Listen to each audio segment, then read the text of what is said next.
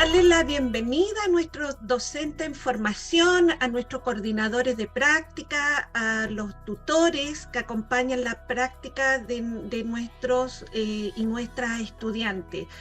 Este es el último dilema que va a marcar este semestre, que tiene como tema la diversidad e inclusión, desafíos de la práctica pedagógica. Y este es un inicio, pero también es importante, ¿cierto?, cómo ir construyendo este camino, ¿cierto?, desde la práctica pedagógica. Y principalmente yo diría que incorporarlo en todo lo que implica su reflexión pedagógica ya en la etapa final de su portafolio. Entonces, también mis saludos va en la línea de desearles mucha energía, mucho entusiasmo para este proceso final que requiere, yo diría, de mucho compromiso y principalmente, yo diría, de contar con el acompañamiento, ¿cierto?, tanto de sus coordinadores, tutores y de la coordinación de práctica institucional. Así que mucha suerte para esta parte final de su proceso formativo. Gracias, Graciela. Y yo les mencioné al principio que, a diferencia de los otros dilemas, este va a ser un dilema bastante sui generis en su creación. Es el primer dilema pedagógico que incluimos la mirada de los estudiantes y ya no está tan centrado desde el ejercicio que hace el coordinador o el experto que traemos para trabajar algún tema específico, ¿no? También está la voz del estudiante, que eso para nosotros era un sueño cuando empezamos a armar los dilemas pedagógicos, en qué momento a lo mejor podríamos configurar esta vuelta, y bueno, y esta vuelta se configuró más rápido de lo que pensamos que podía llegar. O sea, siempre imaginé que esto iba a poder ser, no sé, el 2022 o 2023, pero la verdad es que después de 1 año y medio probando los dilemas pedagógicos con los estudiantes en práctica profesional, al fin tenemos una experiencia mucho más integrada. De hecho, se juntaron 3 carreras para hacer este dilema, que son, si ven en la pantalla, está Historia y Geografía, Educación Diferencial y Filosofía. Entonces, ahora les voy a dar más o menos de qué se trata, el orden, para que ustedes puedan tomar todos los apuntes necesarios. Como saben, igual el dilema va a quedar guardado en el espacio virtual para poder revisarlo, pero sí es muy importante este hito para nosotros que he presentado, y también un profe, también parte de la carrera de filosofía, participe en este encuentro. O sea, esperamos que el próximo sueño sea traer a las escuelas a este espacio y que sí se logre, porque, o sea, el primer sueño era organizar los dilemas, el segundo sueño fue integrar a los estudiantes, y ahora el desafío mayor es que de verdad las escuelas logren en algún momento liderar algunos de los dilemas pedagógicos, más allá de la experiencia de práctica que vivencian cada uno de ustedes. Así que la primera parte de esta jornada va a estar el contexto general sobre diversidad e inclusión y la presencia de los estándares de la formación inicial docente. Recuerden que el dilema anterior se trabajó el marco para la buena enseñanza con los nuevos estándares de la formación inicial docente, y ahora nuevamente volvemos a tomar este marco y verlo ya desde la diversidad e inclusión. La segunda parte son las experiencias de práctica del proyecto de integración escolar PIE, y aquí Ailín con Constanza nos va a contar su experiencia en torno a diferencial, de la educación diferencial, especialidades, problemas de la visión. Y la tercera parte, como cierre, es las prácticas del minor, específicamente el estudio de política de inclusión y exclusión, que trabaja en la carrera de filosofía específicamente. Así que espero que lo disfruten. Todas las dudas que tengan son bienvenidas. Ya saben que este espacio sido la intención que se con los estudiantes y para los estudiantes. Así que es eso. Espero que lo disfruten, sus dudas que tengan, las depositen en este lugar. Bien, partimos entonces. Buenas tardes a todos, todas y todes. Muchas gracias por darse el tiempo hoy en la tarde. Un día bastante agitado, entre la jornada que tenemos ahora, después está el proceso de votación de direcciones de la carrera, más tarde tenemos el seminario de educación no sexista, a la misma hora toda la marcha y la manifestación nacional, ¿cierto?, del Día de la no discriminación, ¿cierto?, y en contra de la violencia a la mujer. Entonces, un día bastante agitado en tiempos también, que son bastante agitados. Dicho eso, entonces, vamos a compartir y vamos a presentar el tema de diversidad e inclusión y su presencia en los estándares de formación inicial docente, y cómo no partir con esta gráfica que para muchos de ustedes puede ser ya bastante conocida, pero siempre es importante reconocer, y esa va a ser la lógica y la dinámica de la jornada de hoy, ver todo lo que hemos aprendido y también lo que nos falta por conocer y aprender respecto a diversidad e inclusión en el ámbito educativo. Entonces, esta gráfica nos hace tomar conciencia de toda la trayectoria histórica que hemos conseguido como sociedad en pos de una sociedad que sea cada vez más inclusiva. Estamos en proceso de conformar y ser parte de una sociedad que sea realmente inclusiva, pero estamos en ese tránsito. Entonces, claro, tendríamos que casi hasta mediados del siglo XX básicamente nos movíamos en una lógica, empezando por la gráfica de la parte superior izquierda, donde todas aquellas personas que tenían alguna dificultad, ¿cierto?, principalmente física, no participaban del sistema educativo, muchas veces por consideración de sus propias familias se quedaban en sus casas y no eran parte del sistema educativo y por lo tanto no tenían acceso a este tipo de formación. Pasado el tiempo, y ya desde la gran parte del siglo XX básicamente, tenemos la creación y la generación de lo que conocemos como las escuelas especiales, donde tienen gran participación los y las educadoras diferenciales, escuelas que se mantienen en paralelo, ¿cierto?, a las escuelas regulares, y donde se atienden a todos estos niños y niñas, adolescentes también, que en un primer momento estaban excluidos de la sociedad y del sistema educativo, y ya bastante avanzado el siglo XX, casi a finales del siglo, tenemos el proceso de integración que nosotros básicamente conocemos como los proyectos de integración escolar, donde todos estos niños, niñas y adolescentes ingresan al sistema educativo y tienen parte dentro de este sistema, tienen una incorporación importante, pero no hay que confundirse porque ahí estamos hablando de integración. Ha habido un avance importante, pero aún no logramos el proceso de inclusión porque estamos en tránsito hacia una sociedad que sea realmente inclusiva. Y que eso se va a lograr una vez que no tengamos y no hagamos estas diferencias, ¿cierto?, ni a nivel social ni dentro del sistema educativo. En términos muy generales, el marco referencial que tenemos para poder hablar de estos temas están dados por estos 5 pilares fundamentales: el concepto de inclusión, que mucho más que hablar de un enfoque, un paradigma, podríamos decir, ¿cierto?, que prácticamente es una filosofía de vida, es una forma en la cual nosotros nos relacionamos con la sociedad y cómo vemos la sociedad.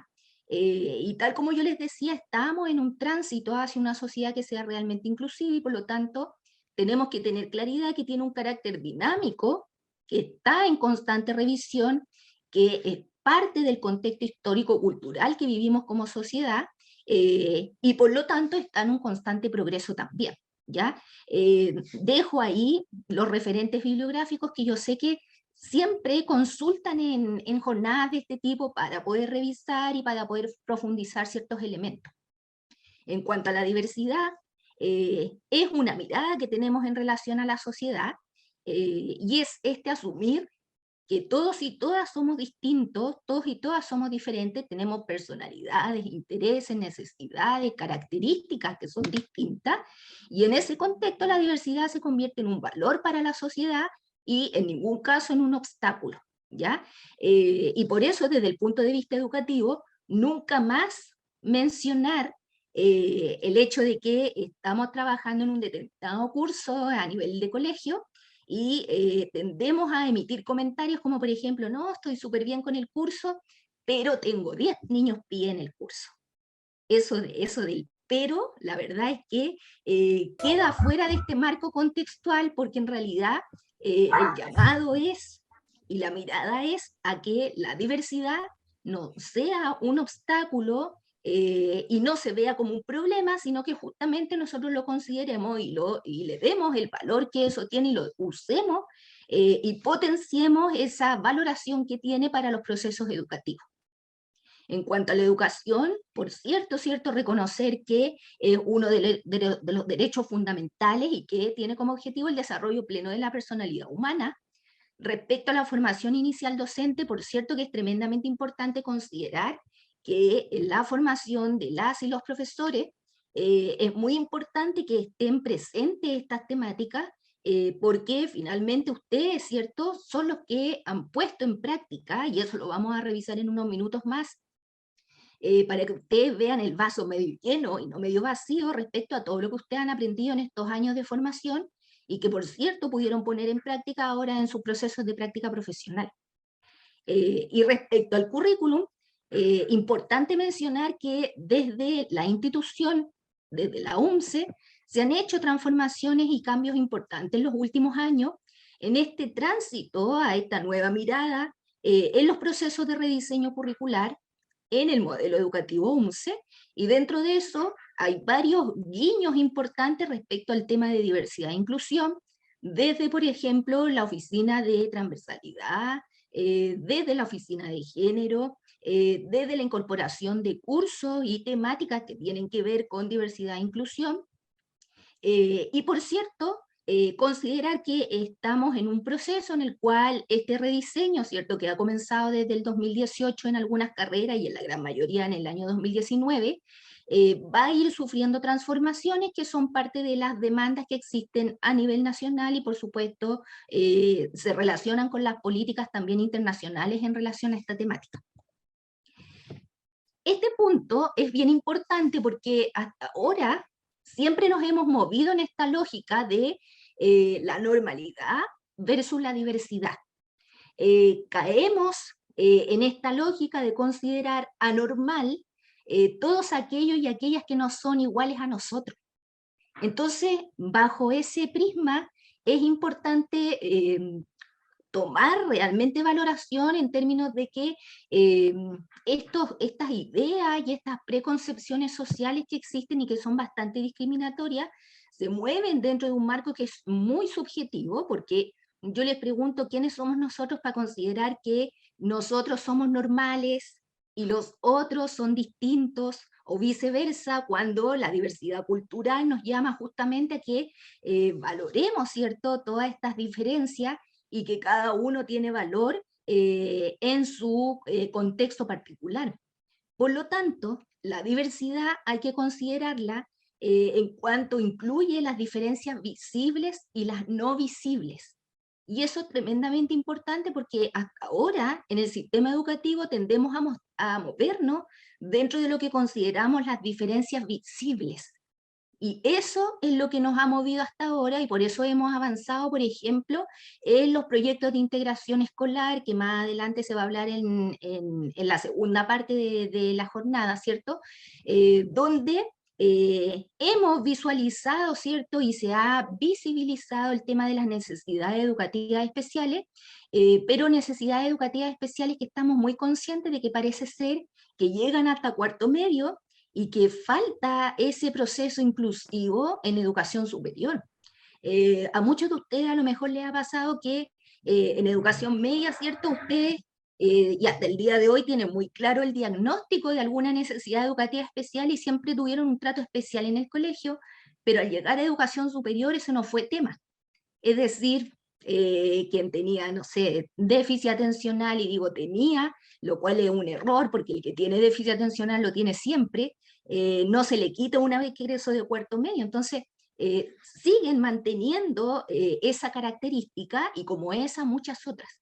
Entonces, el punto es que esos elementos no deben ser tema y no deben ser un obstáculo, ya que la diversidad debe tratar la diferencia dentro de esta humanidad que es común.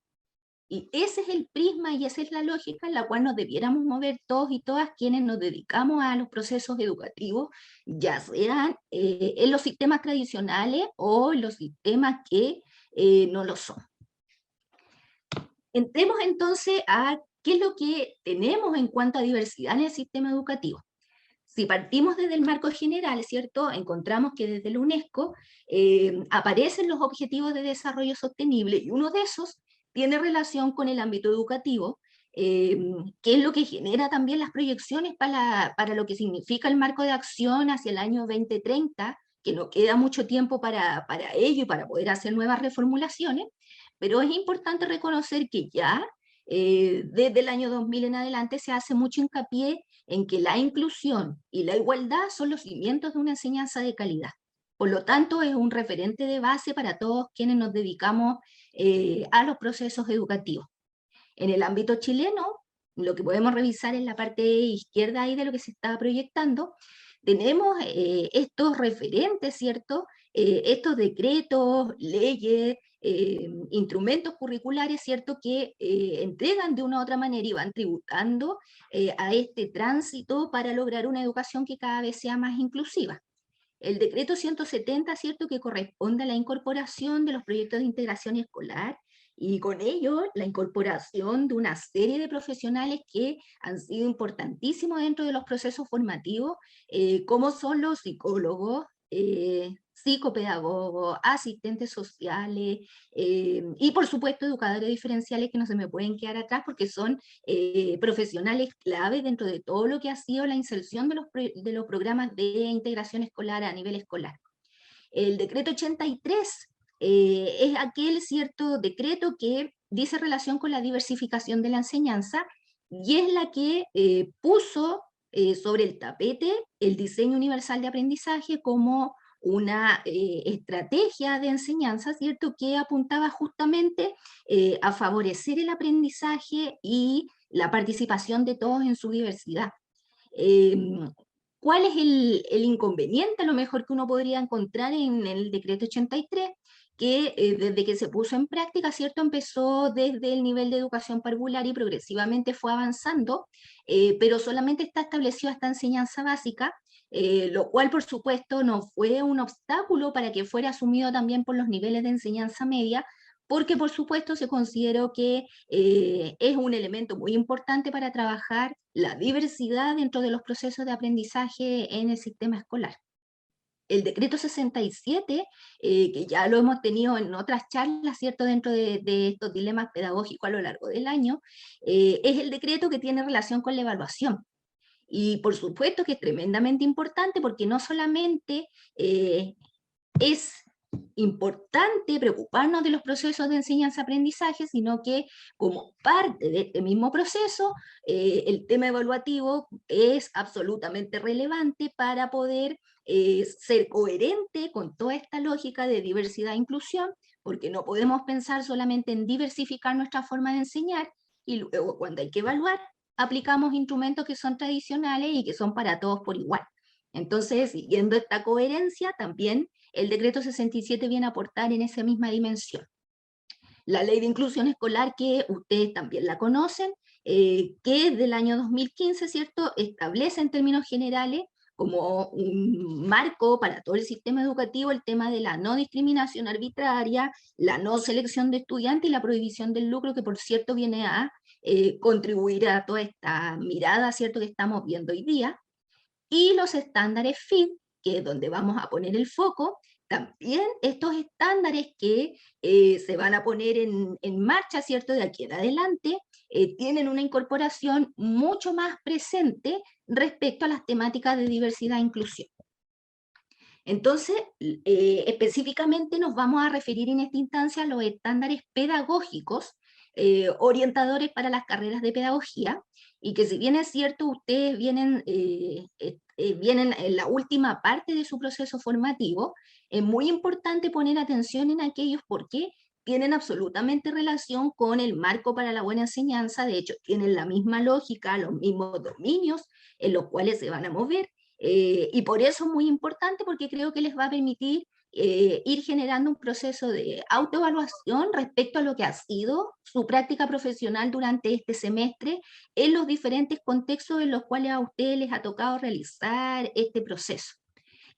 El tema de los estándares, en este caso, se han formulado de forma bastante amplia, de forma bastante flexible, por lo tanto nos dan un margen de acción bastante importante para poder incorporar estas temáticas y para decir, sí, en realidad hay elementos dentro de la formación docente que a mí me entregan herramientas para yo ponerlas en juego en los procesos de práctica. Importante mencionar, ¿cierto?, que los estándares de la profesión docente y que están enfocados en la formación inicial docente relevan 4 enfoques relevantes que, si bien es cierto, no necesariamente los encontramos de forma explícita dentro de los estándares, sí están presentes y siempre nosotros como profesores y profesoras en formación y ya en ejercicio tenemos que tenerlo en consideración porque son un referente fundamental y de base para todo nuestro ejercicio profesional. Y estos 4 enfoques son el enfoque de derecho, el enfoque de inclusión, el enfoque intercultural y el enfoque de género. ¿Ya? Estos 4 enfoques van a ser los pilares fundamentales que nosotros siempre tenemos que tener en consideración a la hora de realizar nuestro ejercicio profesional. Entonces, sin más, nos vamos a ir a los 4 dominios que comprenden los estándares de la formación inicial docente, estándares pedagógicos, que son los comunes a todas las carreras de pedagogía. Entonces acá, en este caso, no vamos a entrar a temas específicos disciplinares, pero sí a los elementos generales dentro de la formación de profesoras y profesores. Entonces, en el primer dominio, aquí lo que yo he hecho, ¿cierto?, es empezar a destacar aquellos elementos fundamentales que sí nos están dando luces respecto a dónde aparecen elementos asociados a temas de diversidad e inclusión. Entonces, en el estándar 1, que tiene que ver con el aprendizaje y desarrollo de los estudiantes, se plantea la importancia de atender a las diferencias individuales en el diseño de los procesos de enseñanza-aprendizaje. ¿Ya? Y ese punto es tremendamente importante. Luego, a continuación, voy a dar yo algunas pistas y algunos tips de cómo abordar estos elementos. En el segundo punto, en el segundo estándar, respecto al conocimiento disciplinar, didáctico y del currículum escolar, se plantea que es muy importante hacer el saber disciplinar accesible y significativo para todos sus estudiantes.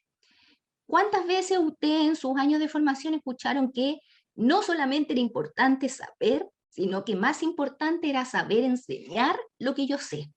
Y ahí es donde entra en juego todo lo que ustedes han aprendido desde el punto disciplinar, didáctico y pedagógico, para que justamente ustedes hagan ese saber que han aprendido durante sus años de formación, lo hagan enseñable. Esto es lo que ustedes pusieron en práctica ahora en su proceso de práctica profesional y por supuesto hay varias estrategias que potencian este saber enseñar. En el tercer estándar podemos encontrar que es muy importante planificar experiencias de aprendizaje que sean efectivas, inclusivas y algo muy importante, culturalmente pertinentes para el logro de los aprendizajes. Y en el estándar 4, y como yo les decía anteriormente, esto no tendría ninguna lógica si también no incorporamos los procesos de evaluación y hacemos parte de esta lógica de la diversidad e inclusión en cuanto a que cuando apliquemos y planifiquemos elementos evaluativos lo tenemos que hacer incorporando diferentes modalidades de aquella, porque si no, se nos cae, ¿cierto?, toda esta lógica discursiva de la diversidad, si después la evaluación igualmente no es diversa cuando la tenemos que aplicar. En términos concretos, ¿cuáles son los desafíos que nos deja este dominio? Muy importante, estimadas y estimados casi colegas ya, porque están en su última etapa, es muy importante tomar valor de la evaluación inicial o lo que se conoce tradicionalmente como la etapa diagnóstico, que nosotros hacemos en los colegios. No es un mero trámite. Hacer este diagnóstico, esta evaluación inicial, nos permite justamente reconocer las diferencias que necesitamos conocer para poder preparar todo lo que significa el proceso de enseñanza-aprendizaje. Entonces, nunca más considerar el hecho de que se planifica una evaluación diagnóstica y solamente se remite a logrado, no logrado o medianamente logrado, porque es mucho más que eso. ¿Ya? El diagnóstico a nosotros nos tiene que servir para recoger todas estas características individuales, para recoger las identidades de cada uno de nuestros estudiantes y eso utilizarlo, ¿cierto?, como un factor clave para los procesos de enseñanza-aprendizaje. En esa misma lógica, valorar los conocimientos y las experiencias previas, porque por cierto eso nos va a permitir un conocimiento mucho más situado y más acorde a las características de donde nosotros estamos efectuando nuestro trabajo. Diversificar las planificaciones, la forma de enseñar y evaluar, como lo hemos dicho, que el aprendizaje sea vinculante, con sentido y que sea situado justamente a este contexto sociocultural. Y algo que ha estado muy en boga en el último tiempo a propósito del contexto de pandemia, el incorporar las metodologías activas que justamente vienen a potenciar todo lo que tiene que ver con la diversidad y la inclusión, porque las metodologías activas permiten que las y los estudiantes tengan una participación clave en los procesos y que puedan demostrar sus potencialidades, sus cualidades, sus características y que cada uno pueda aportar acorde a lo que para cada uno es fundamental y es lo que puede aportar dentro de un trabajo en equipo. ¿Ya? Entonces las metodologías activas, todas las que han conocido y las que les falta por conocer, por supuesto que contribuyen a este dominio que tiene que ver con la preparación del proceso de enseñanza-aprendizaje. El segundo dominio, que tiene que ver con la creación de un ambiente propicio para el aprendizaje, es tremendamente importante.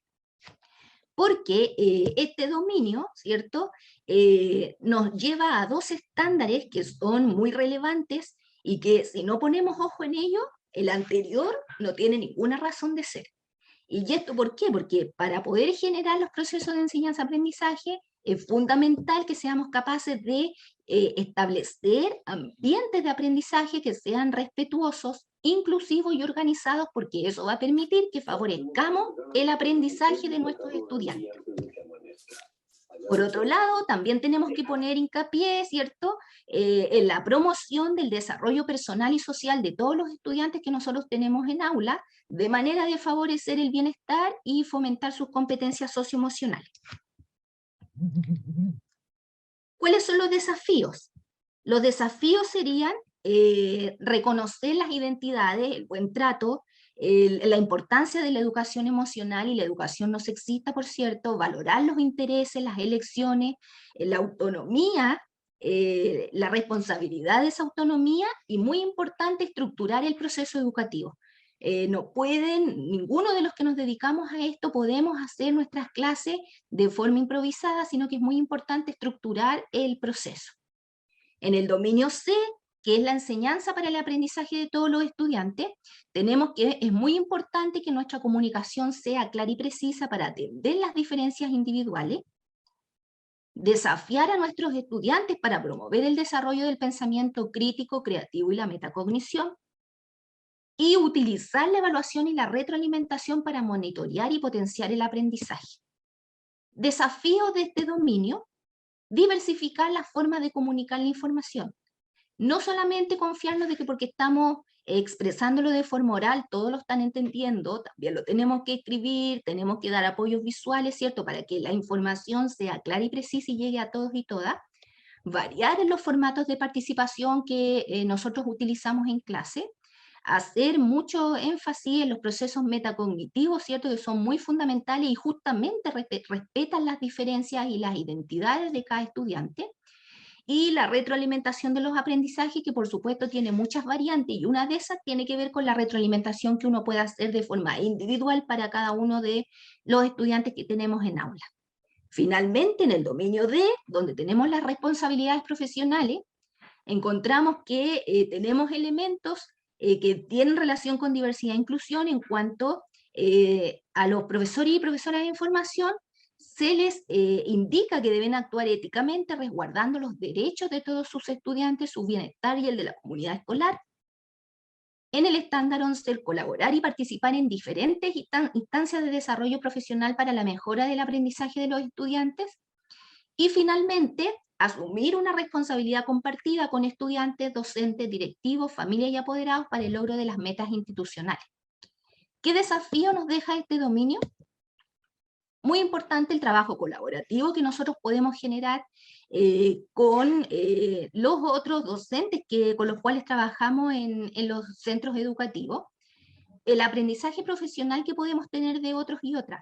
En la experiencia de nuestro trabajo nosotros vamos a aprender muchas cosas que no fueron aprendidas en la formación inicial docente porque no se da la instancia para que ello ocurra, pero cuando nosotros ya empezamos a trabajar en aula, y a usted le puede haber pasado en sus procesos de práctica, uno tiene mucho que aprender de todos los profesionales que trabajan ahí mismo en el colegio, de los psicólogos, de los asistentes sociales, de las mismas educadores diferenciales, de los psicopedagogos. Hay mucho aprendizaje que se da de forma mutua y compartida, y eso es muy importante reconocerlo. Y por supuesto los procesos de participación colectiva que también contribuyen al desarrollo de nuestra propia identidad profesional y siempre están presentes. Mientras nosotros estemos ejerciendo, siempre nosotros vamos a estar aprendiendo principalmente de este ámbito que tiene que ver, ¿cierto?, con nuestro desarrollo profesional.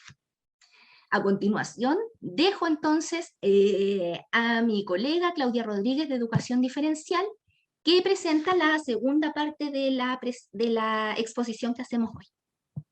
Hola, muy buenas tardes a todos y todas. Tengo el agrado entonces ahora de presentar la experiencia de dos estudiantes de 10º semestre de la carrera de Educación Diferencial de especialidad Problema de la Visión, Constanza Leighton y Ailín Herrera, para que nos cuenten su experiencia en aula, tanto en la práctica y también en su desarrollo laboral. Así que sin más preámbulo, las presento para que ellas puedan hacer su exposición. Bueno, buenas tardes a todos, todas, todos los que nos están acompañando hoy día. Como bien dijo la profesora Claudia, nosotras ya hemos realizado nuestra práctica profesional dentro de PIE y también una de nosotras se está desarrollando ya en el ámbito laboral dentro de este programa. Nosotras hoy día venimos a dar orientaciones generales para optimizar la accesibilidad de la enseñanza para niños y jóvenes con discapacidad visual, intelectual y TEA, y también a compartir nuestras experiencias durante este paso práctico.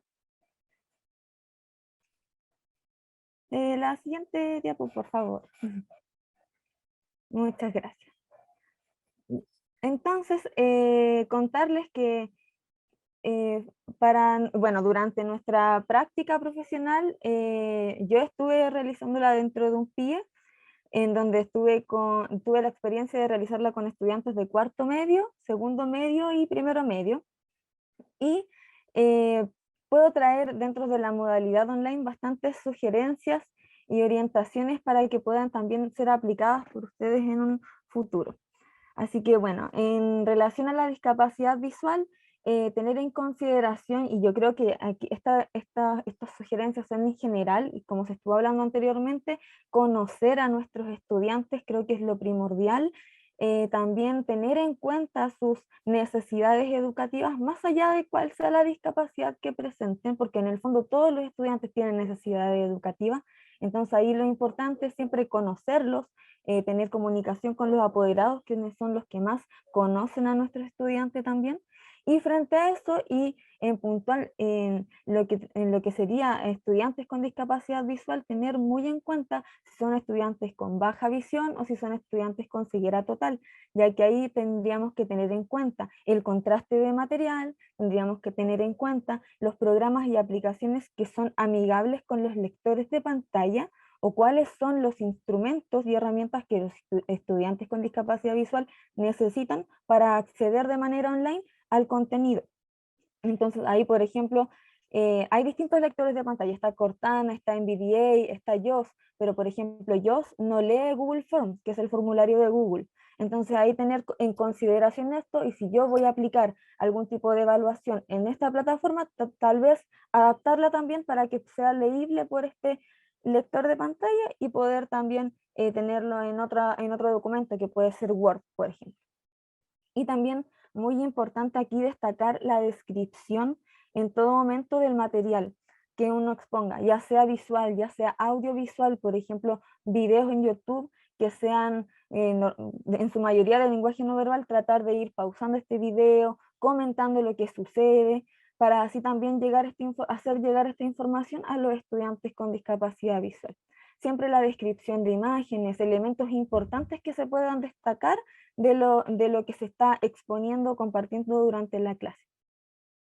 Bueno, en relación a los estudiantes en el espectro autista, con el trastorno del espectro autista, importante aquí mucho conocer al estudiante, sus niveles de entendimiento, ¿cierto? De comprensión tanto de las normas sociales como del lenguaje en sí, y ahí también partir ya a utilizar mucho material pictográfico, videos, PPT interactivos, y acá lo más importante y primordial es establecer rutinas y anticipación.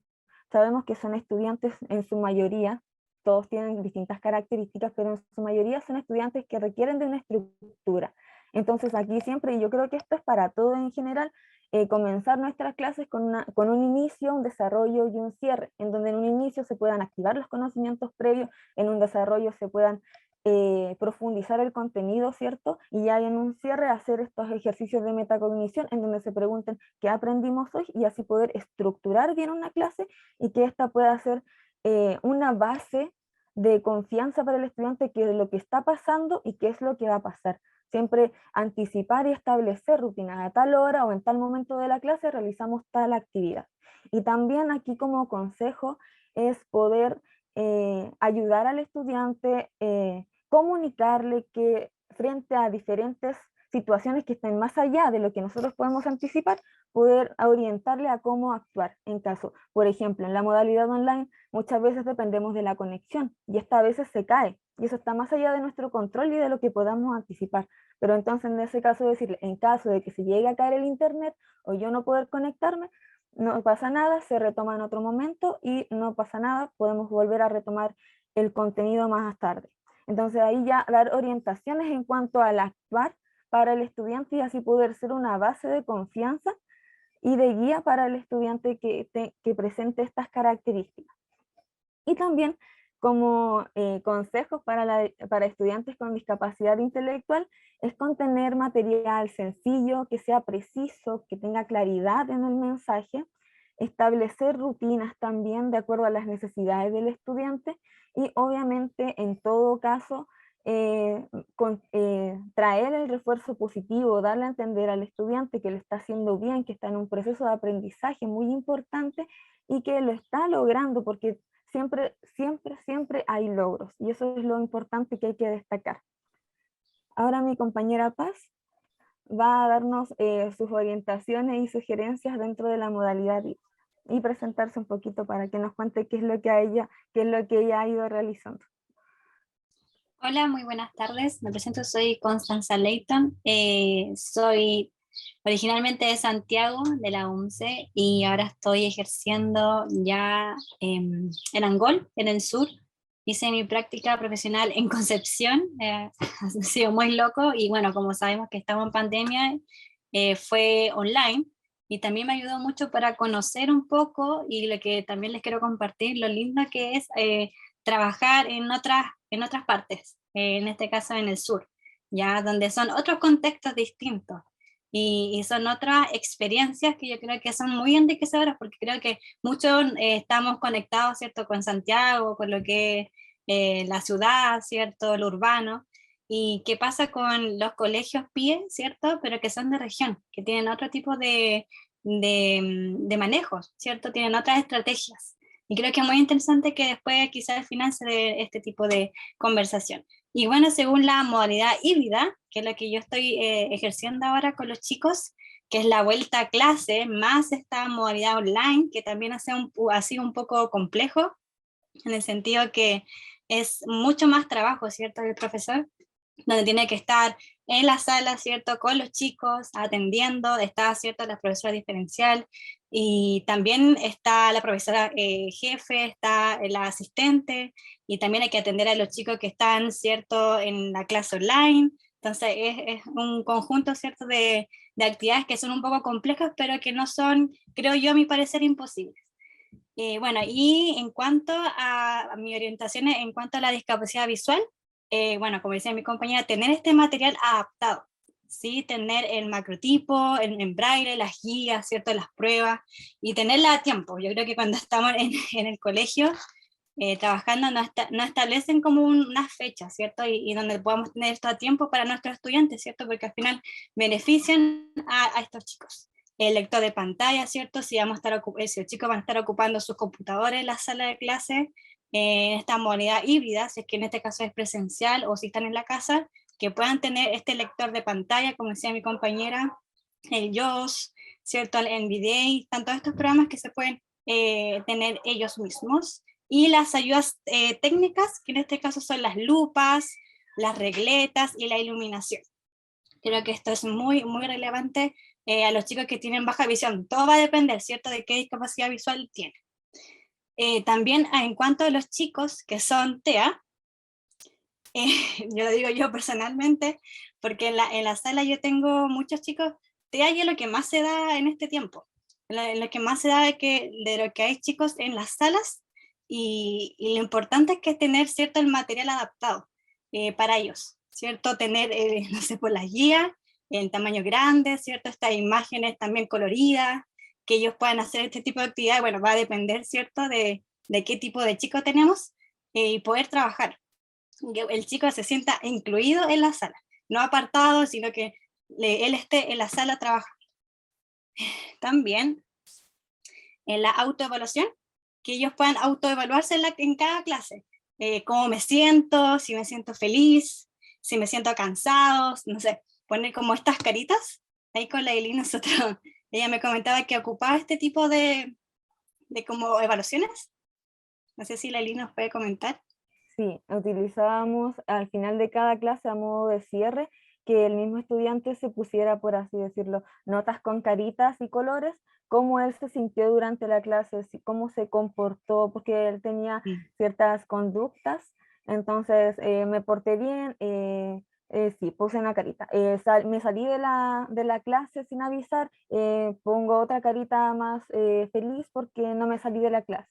Y así, como comportamientos que el mismo estudiante vaya viendo si los tuvo o no los tuvo durante la clase, que permitan también regular e ir mirándose y conociéndose a sí mismo durante cada trabajo que se realiza. Sí, yo creo que eso yo lo encontré súper novedoso y de hecho hasta yo lo mismo lo empecé a incluir con los chicos.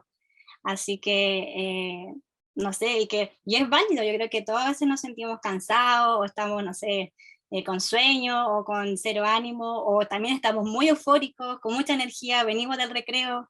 Entonces yo creo que este tipo como de técnicas ha sido muy bueno para los chicos para también un poco bajar, ¿cierto?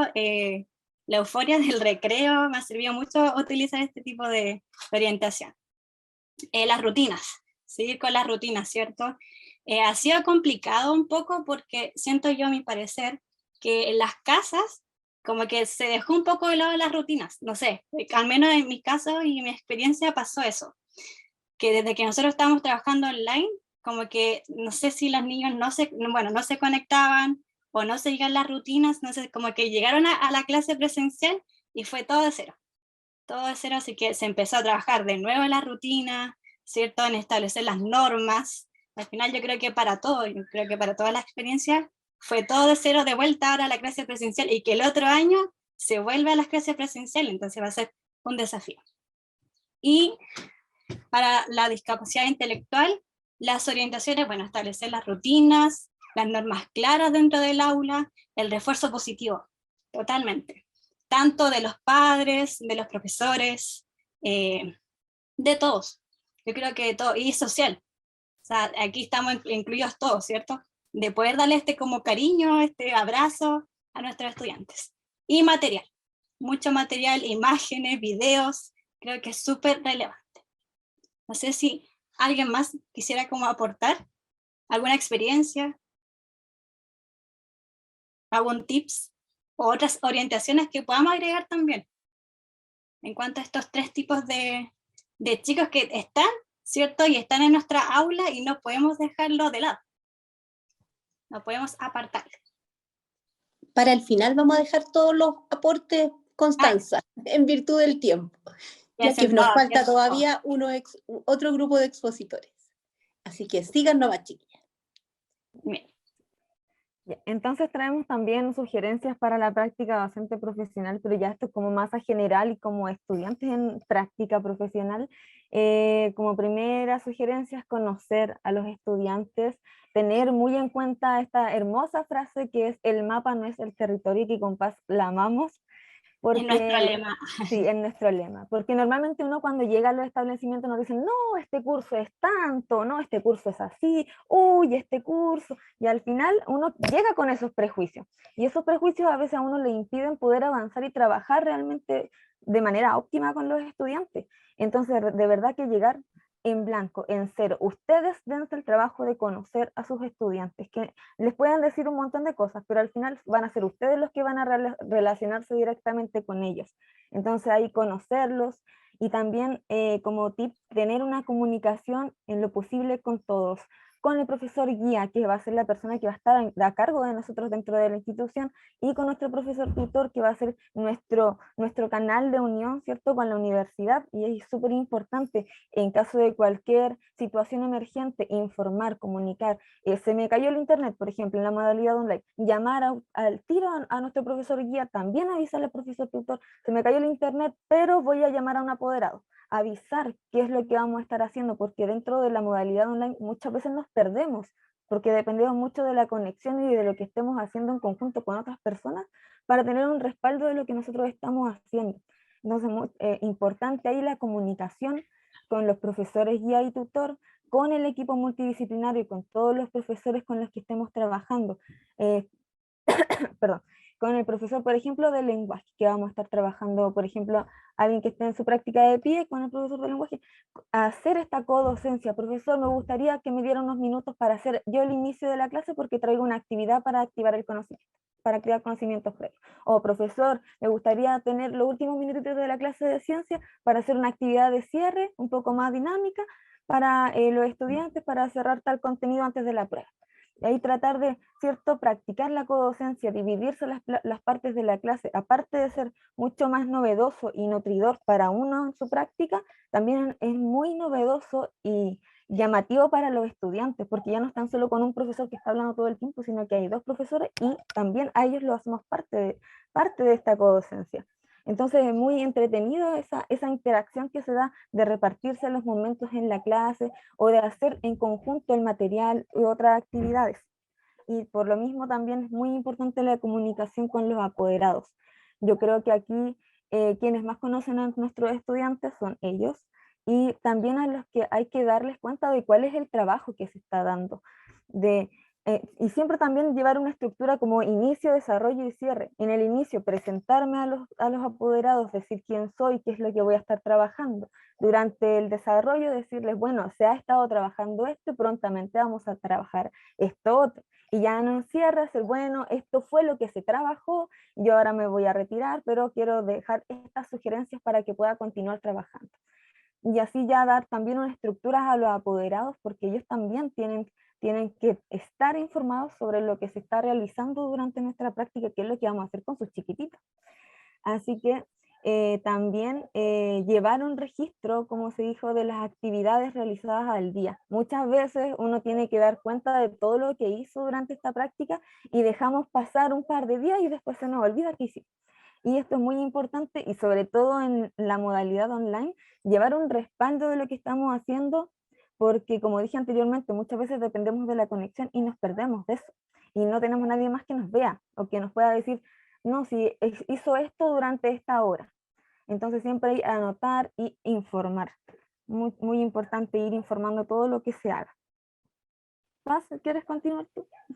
Sí, y también el refuerzo, bueno, el refuerzo social, yo creo que para todos es súper necesario. Todos necesitamos el apoyo, ¿cierto? El cariño, la preocupación, y esto va para nuestros estudiantes, pero también para nuestro propio equipo, ¿cierto? Yo creo que eso yo lo aprendí y fue muy, muy necesario, porque entre mismos colegas, ustedes practicantes, ¿cierto? Que se van a enfrentar a trabajar con muchos colegas más adelante o en su quehacer práctico, y, y es necesario como darle el aliento, el vamos, tú puedes, o o uno mismo también va a ser súper bueno recibirlo, entonces practicarlo, ¿cierto? Va a ser muy, muy significativo, creo yo. Aparte que te motiva, porque al final uno sabe que el quehacer docente en Chile, ¿cierto? Todo lo que sabemos nosotros que pasa con la educación, creo que es importante que nosotros mismos no alentemos. Entonces, por eso proponemos que el refuerzo social positivo sea para los estudiantes, obviamente, 100%, 100%, y también para nosotros, como colegas. Creo que es muy necesario. Y bueno, también proponer las jornadas de retroalimentación para el material. Como les comentaba, el material tiene que estar sí o sí chiquillo. Yo creo que eso en negrita, no sé, en tamaño como sea, como ustedes lo vean necesario, tenerlo, ya para nuestros chicos. Porque creo que todos, no sé, todos necesitamos adaptaciones. Yo, por ejemplo, yo soy súper, tengo muchos problemas visuales, yo soy súper la Eileen sabe, yo ocupo lente de contacto y hasta yo con eso necesito adaptaciones visuales, tamaño o contraste, y creo que hasta para uno hace bien. Y de hecho yo hace poco aprendí con mi estudiante que tiene baja visión que el contraste que yo le hago hoy es todo al revés. Por ejemplo, el fondo es negro y las letras son blancas. Y hasta para mí eso es una adaptación genial. Entonces yo creo que uno va aprendiendo de esto y es necesario que nosotros nos pongamos las pilas y hagamos este tipo de material y nos esforcemos en conocer a nuestros estudiantes, como es nuestra primera sugerencia, conocer a nuestros estudiantes. Ahora sí, el espacio para el diálogo. Algunas dudas, sugerencias o experiencias, porque así nos enriquecemos todos, nos conocemos, podemos saber otro tipo de realidades. No sé si alguien quiere hablar.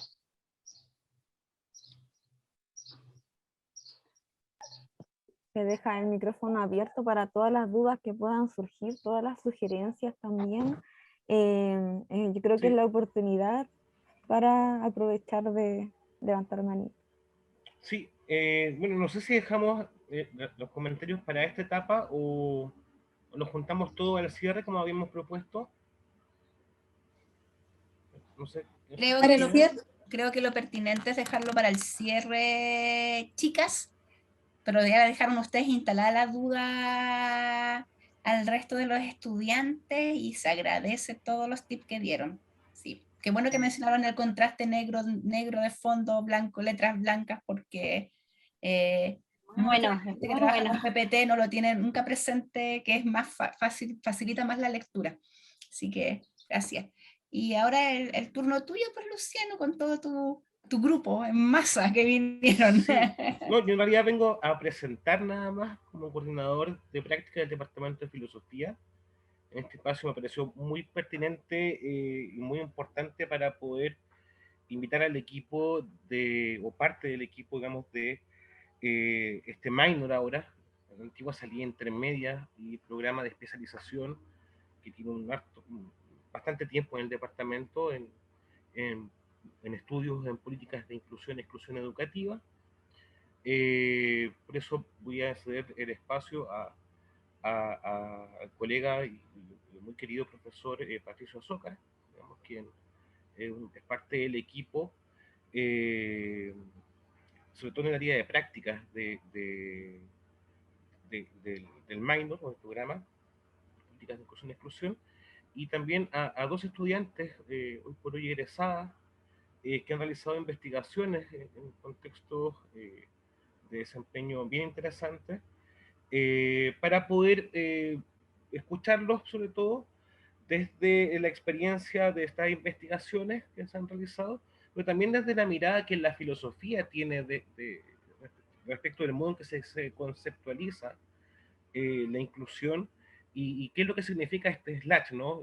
Cuando queremos decir inclusión slash exclusión, que, que ponen la atención sobre ciertas prácticas, estos elementos que están presentes acá. Sin dar yo más preámbulos ni luces previas, quiero, bueno, primero dejar a profesor Patricio Azócar, que va a hacer un pequeño comentario, y luego a Susana González y Pilar Castro, digamos, dos estudiantes del departamento, que van a, digamos, llevar adelante esta intervención que hemos preparado. Sí, así que adelante, Patricio.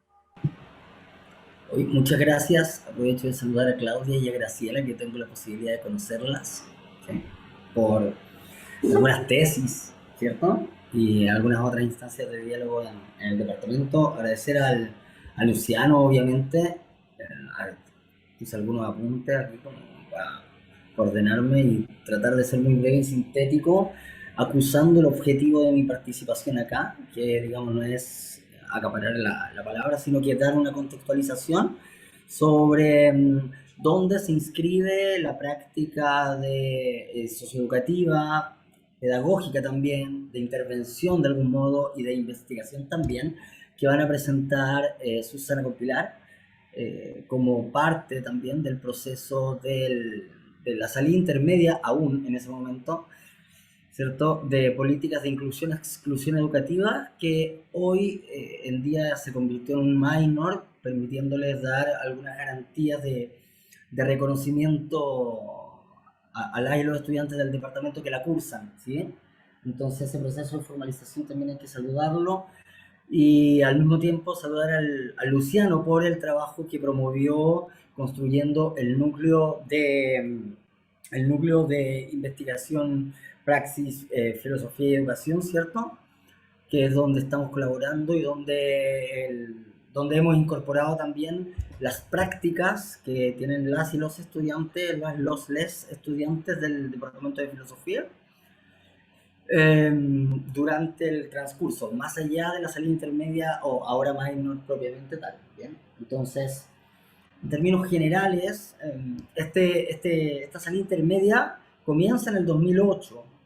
Yo en ese momento fui, si no me equivoco, el primer ayudante de la salida intermedia de políticas de inclusión y exclusión educativas. En la actualidad soy el profesor a cargo de la parte 2 y la parte 3 del minor, que en específico se corresponden con procesos de incorporación de competencias, herramientas, estrategias de tipo investigativa aplicadas a la práctica de educación formal e informal, y donde buscamos tratar de acomodar, ¿cierto?, cuestionando los conceptos propios de la teoría, tratando de superar de algún modo este binomio, esta separación que se reproduce siempre, ¿cierto?, entre teoría y práctica.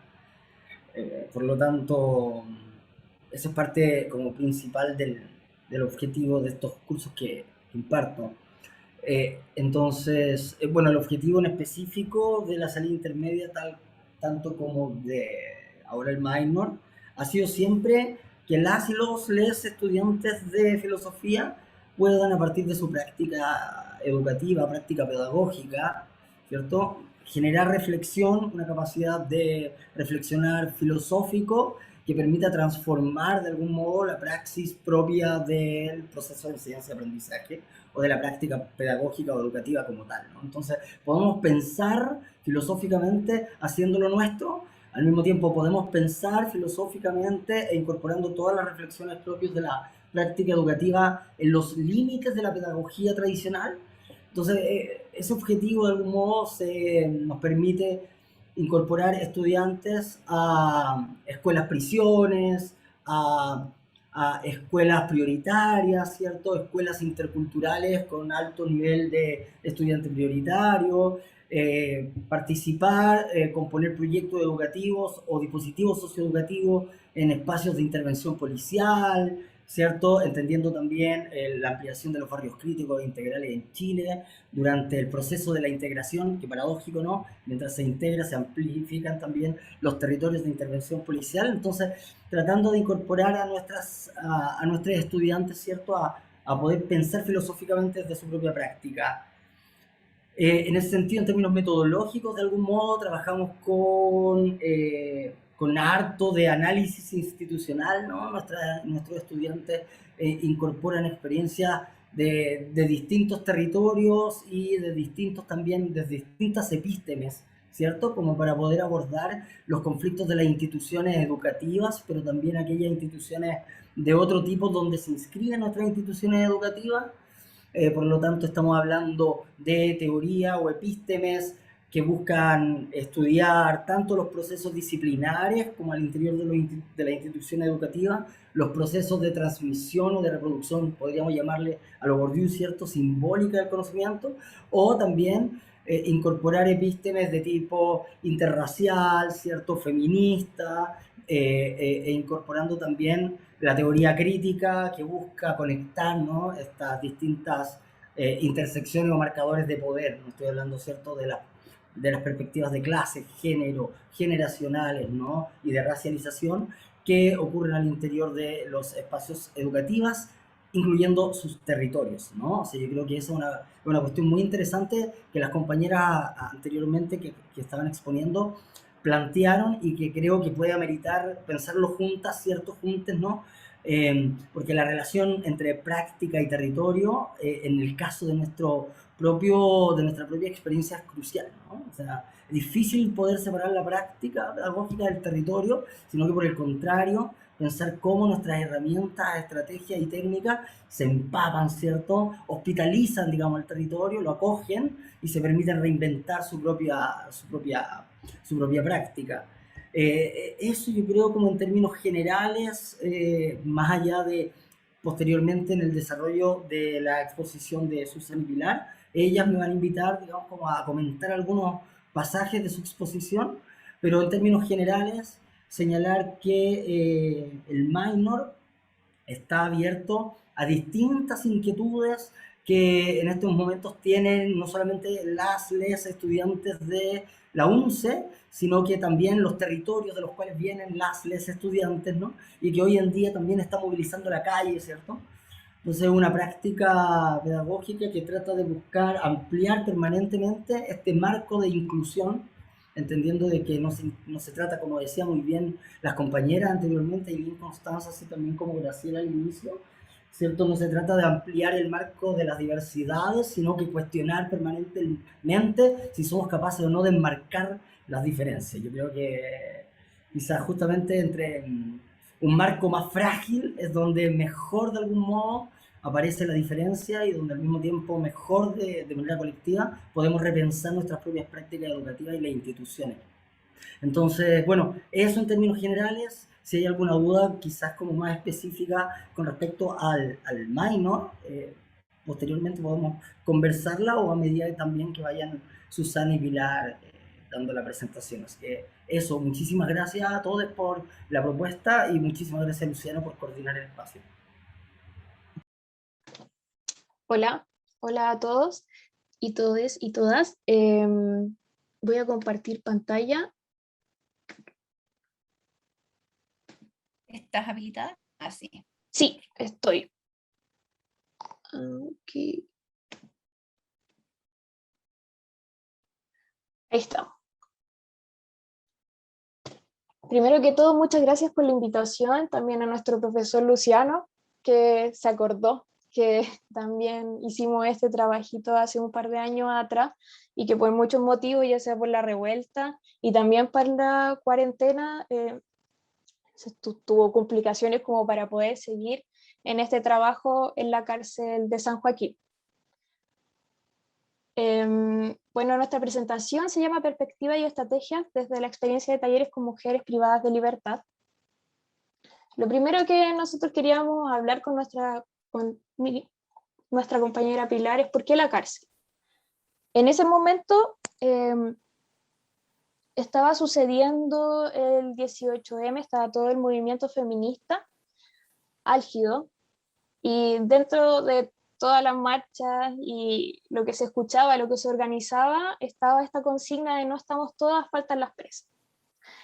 Esta consigna ya venía desde antes escuchándose, pero ya que estábamos también cursando en paralelo la salida intermedia, empezamos a cuestionarnos también este espacio y cómo se podían reproducir o no estas lógicas violentas con las chiquillas en la cárcel y de qué forma podríamos nosotros entrar ahí y dar cuenta un poco de lo que sucedía por el colegio intrapenitenciario.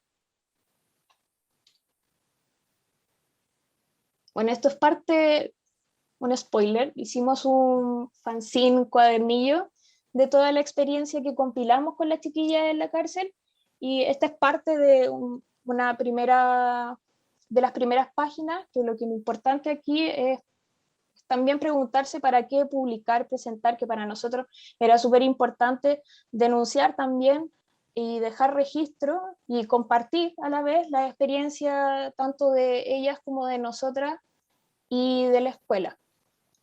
También para hacer conocimiento y que deambule por ahí el fanzine por internet y con nuestros compañeros del pedagógico. Pili.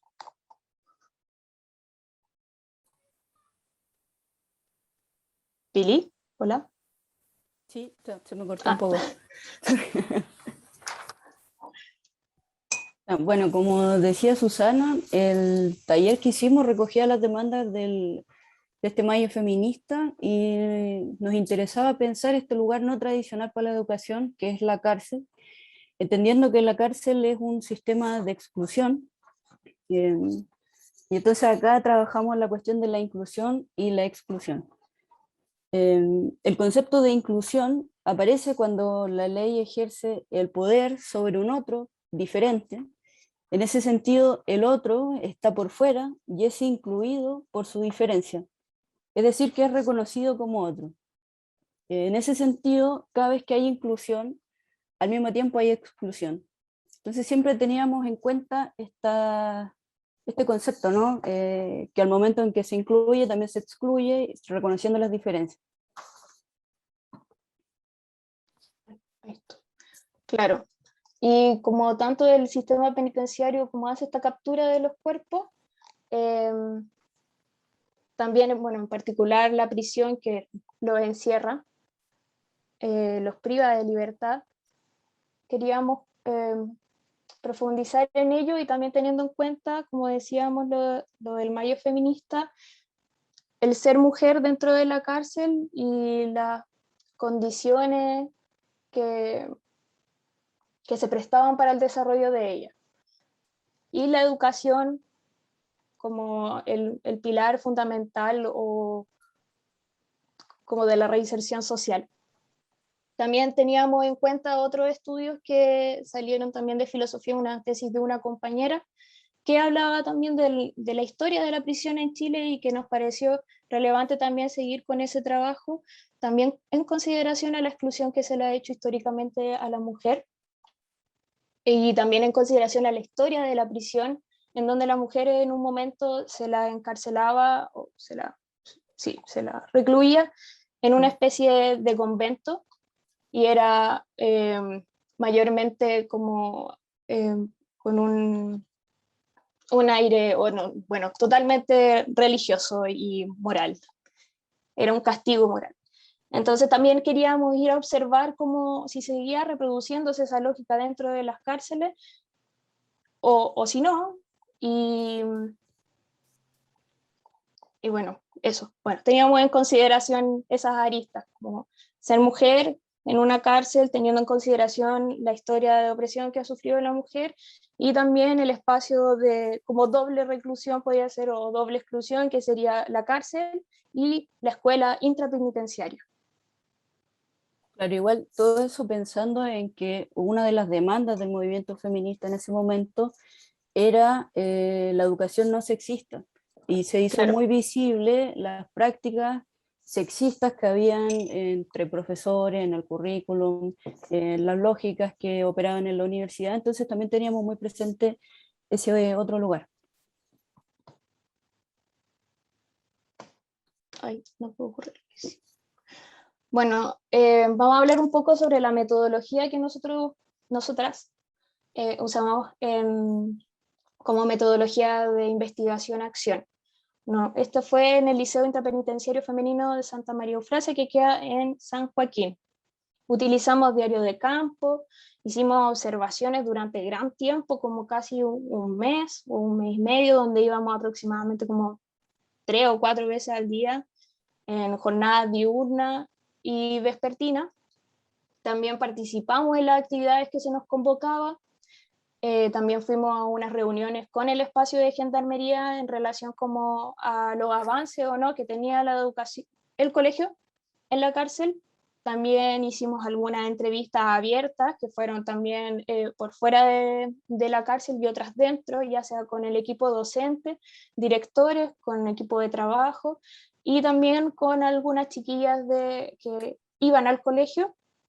También hicimos consultas, bueno, todas las preguntas que uno podría hacer en ese espacio que para nosotras era desconocido, como por qué habían 2 bibliotecas,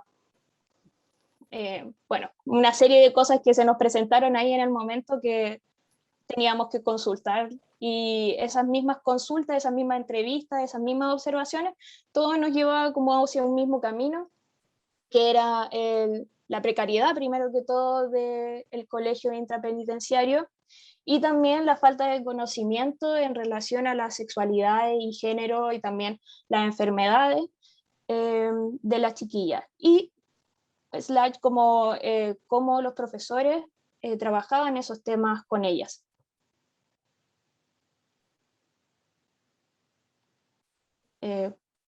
Bueno, ya creo que todos saben lo que es la ley de inclusión, así que nos vamos a saltar eso. Pero en relación a la... Pili, ¿quieres seguir? Sí.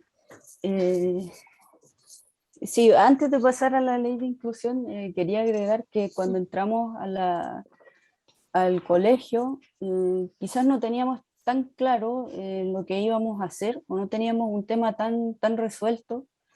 Entonces, por eso se hizo ese vínculo de escuchar activamente a los profes, asistir a las clases, y de ahí ir desprendiendo distintos temas de interés, tanto para los profes como para las estudiantes, las internas.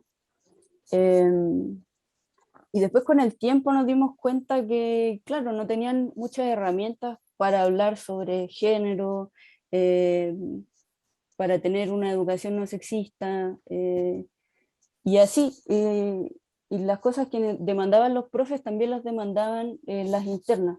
Entonces por ahí también nace un poco el taller. O sea, quería como acotar eso igual, antes de pasar a la ley de inclusión.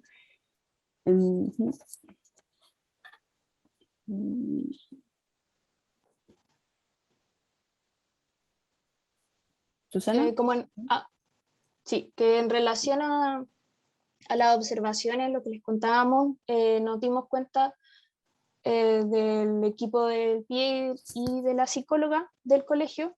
Hablamos con ella, nos contaron sus situaciones, vimos cómo trabajaban, y ahí quisimos hacer como este paralelo con la ley de inclusión de lo que nosotros pudimos observar en el colegio. Realmente nosotros no fuimos a ver específicamente cómo funcionaba o si se estaba funcionando, si habían algunas técnicas o materiales sobre la ley de inclusión, pero ahora viendo en retrospectiva podemos hacer como esta relación con el poco personal, en realidad, que había del PIE, el poco abasto que daban, ya que la mayoría de las chiquillas presentaba dificultades para poder hacer una clase, simplemente, o concentrarse, y también sabemos que eso está tramado por, bueno, el espacio, el psicoseo, porque también en la escuela es un espacio donde convergen todos los patios de la cárcel, entonces hay que estar aguja en lo que está sucediendo también fuera del aula. Y era bastante complejo para los profes también hacer una clase normal, llámese pararse, presentar un tema, explicarlo. Aparte el tiempo era muy corto, aparte que de repente habían, o se cortaban las clases, o castigaban a un curso, bueno, todas las dificultades que puede presentar la cárcel, en donde tampoco nosotras pudimos hacer un taller totalmente continuo, y nos tuvimos que adecuar también a esos imprevistos que pasan en la cárcel. Así que decidimos como tomar todas estas como situaciones que estaban pasando y hacer un taller mucho más libre y abierto, que se iba como condicionando a las situaciones que se iba presentando en ese día y a los gustos y a lo que necesitaban las chiquillas. Claro, En porque relación... disculpa. En ese sentido era muy complejo planificar o estructurar una clase y esperar que funcionara como la habíamos planificado. Entonces lo que hicimos con Susana era más como tener unos lineamientos de lo que queríamos hacer e intentar que funcionara, pero tenía más que ver con la disposición de las chiquillas en clase, con la disposición de gendarmería, si nos dejaban entrar o no. Entonces como que había una serie de otras cosas que había que tener en cuenta para tener las clases, para tener encuentro con ellas. Entonces igual es un espacio en ese sentido, no solo no tradicional, sino que muy azaroso, muy de un tiempo y de unas situaciones muy difíciles de prever. Ujú. Y también mencionar acá el rol de la psicóloga que había en el colegio, que ella nos prestó material para que nosotras supiéramos cómo, en qué estaban más o menos las chiquillas en relación a las sexualidades y cuáles eran sus interrogantes, y por ello también seguía presentándose esta temática como la primera a tratar con ella, ¿ya? Como sexualidades, violencia, género. Pero igual yo destacaría que este equipo como del PIE, que era la psicóloga y una profesora diferencial, no es suficiente, como que en ese sentido es muy precario el PIE o la ayuda que tienen como para trabajar con esta otra, o sea, con esta otra necesidad, ¿no? Claro, desde también como las tareas diferenciadas, eh, apartar como completamente a aquellas que tenían que ayudar como del curso, y también la infantilización, no solamente digo del PIE, sino en general los profesores en relación a las chiquillas con las cosas que tenían que hacer y discutir.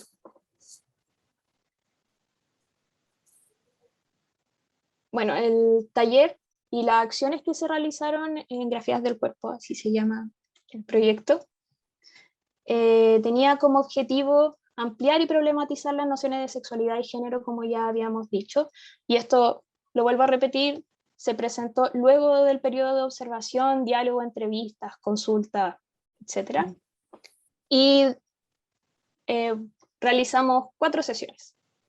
Iban a ser más, pero creo que a veces habían sesiones como con un mes de diferencia por distintas situaciones donde no podíamos entrar, donde tenía que sí o sí ir la clase, porque no teníamos un horario en específico, sino que algún profesor buena onda nos cedía un rato de su clase para que nosotras pudiéramos hacer el taller. Y también el público, o sea, era rotativo. No teníamos, al principio intentamos de que fueran chicas voluntariamente inscritas en este taller, pero eso no se pudo porque por gendarmería, por las condiciones de la cárcel, así que a veces no llegaban las mismas, otras veces otras, entonces tampoco podía tener como una especie de continuidad el taller, sino que tenía que ser como aislado uno de otro, en la misma lógica, pero de distintas formas. ¿Pili? Sí, entonces hicimos 4 sesiones, como decía Susana, con distintas estudiantes en distintos horarios, todo siempre fue muy, muy distinto, muy del momento. En la primera sesión cuestionamos qué era ser mujer. ¿Por qué? Porque nos dimos cuenta que en la cárcel las cuestiones relativas a la sexualidad estaban muy ligadas a un enfoque biologicista. Esto lo dijeron tanto los profesores como las estudiantes, y las estudiantes querían ir un poco más allá o conocer quizá un poco otras cosas, y por lo mismo decidimos trabajar qué era ser mujer, identidades sexuales de género, el placer, cómo se relacionan ellas con el espacio de la cárcel, pero todo dándole como otra vuelta a lo que ya ellas trabajaban en el currículum. De cada sesión salió una especie de material o un soporte de lo que hicimos en la clase, y de ahí construimos un fanzine, que después vamos a mostrar algunos de los registros que quedaron ahí.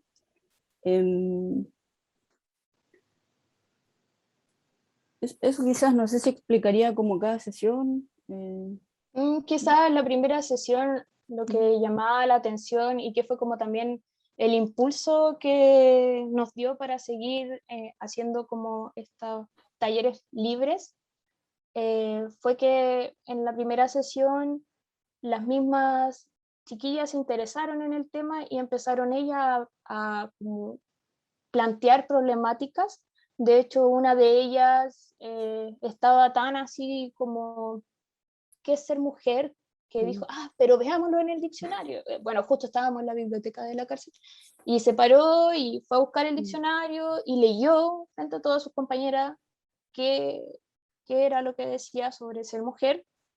Y luego de eso fue toda una discusión de por qué decía eso en el diccionario. Claro, No me acuerdo realmente. Decía algo así como ser mujer es como estar en relación al hombre, como que no existía la mujer sin esa condición del hombre. Y eso generó así no sé, un diálogo y un debate muy, muy rico que también construyó las otras sesiones. Claro. Así que decidimos como mantener abierto la planificación, o sea, no planificamos, teníamos unas líneas para seguir, como las problemáticas, como les decíamos, pero nada más. Bueno, y si queríamos utilizar un material lo llevábamos, pero la idea era que la discusión se fuera armando en el momento y estar atentos como si fuésemos un estilo de moderadores o también como persona que está hablando con otra persona simplemente y seguir empujando y dándole a la idea que estaba saliendo. Entonces hicimos solamente 4 sesiones, por lo que decíamos fue muy complicado hacer estas 4 sesiones también. Luego de esto se hizo un taller de educación no sexista con los profesores, y eso que estuvo a cargo de una egresada también de filosofía, que era como parte del proyecto, ya que nos llevamos bien con el equipo del colegio y estaban dispuestos a seguir trabajando con nosotras. Y en enero... ¿Sí, Pili? Sí, también aquí quizás nos puede apoyar un poco el Pato, porque igual tuvimos una jornada juntos con los profes, donde les presentamos lo del taller y también se habló, bueno, Pato habló sobre la educación no sexista y diste algunas como líneas para los profes. Sí, algo muy breve con respecto a eso.